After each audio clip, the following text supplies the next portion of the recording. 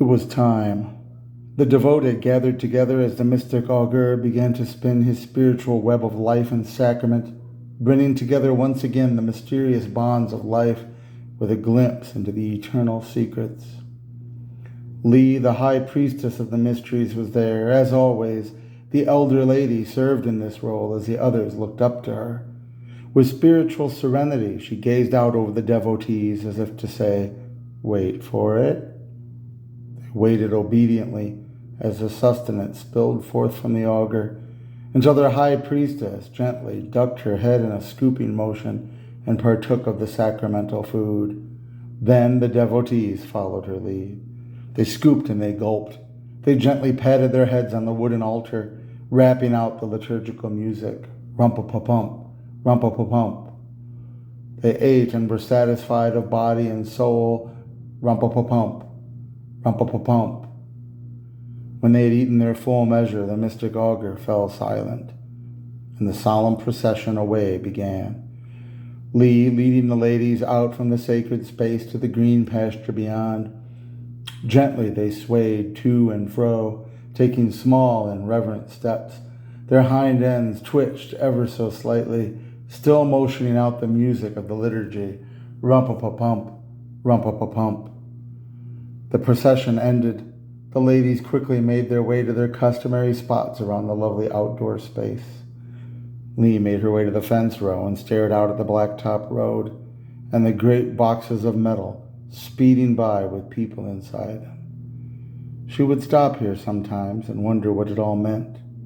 Would she ever know? Would she ever truly receive a full revelation? She wasn't sure.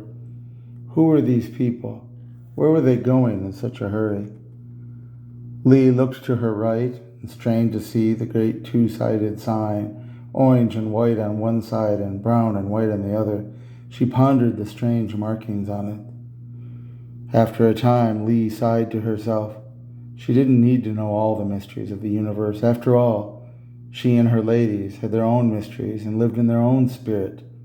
Perhaps they were as mysterious to the people in the great metal boxes as they were to them. Li took a deep breath and closed her eyes.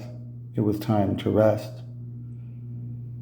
A gentle breeze passed over the pasture as sparse clouds danced like gaseous ballerinas before their master, the sun. The occasional shadow of the dancing clouds pranced across the land and buildings below. The family made their way out to the barn to set up for the evening. After all, it was almost time to milk the cows. As they passed along their way, the family looked out on the cows in the pasture. They were already making their way up towards the barn. They knew it was milking time. In what looked like a solemn procession, the cows followed along with the eldest of them, Li, in the lead. One after another, they came forward, ready to release their milk. Li, then Becky, then Heidi, then Bubbles, and so on, and so on.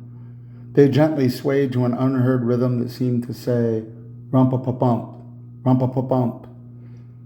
As the cows were milked and turned loose in their batches of 5 or 6 at a time, the ballerina clouds began to give way their dancing to the coming of evening.